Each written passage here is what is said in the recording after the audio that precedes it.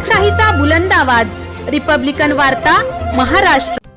आई आणि मुलगी सोबत असताना आईला मारहाण करून 19 वर्षीय मुलीचे अपहरण, घटना सीसीटीव्ही मध्ये कैद। नाशिक जिल्ह्याच्या सिन्नर तालुक्यात एक धक्कादायक घटना समोर आली असून सिन्नर तालुक्यातील पांगरी येथून आई आणि तिची 19 वर्षीय मुलगी पायी जात असताना पाठीमागून कारमध्ये आलेल्या वैभव अण्णासाहेब पवार आणि त्याच्या साथीदारांनी मुलीला जबरदस्तीने गाडीमध्ये बसवले। यावेळी विरोध करणाऱ्या आईला देखील मारहाण करण्यात आली। हा सर्व प्रकार सीसीटीव्ही मध्ये कैद झाला असून वावी पोलीस स्टेशनमध्ये आरोपी विरुद्ध गुन्हा दाखल करण्यात आला आहे।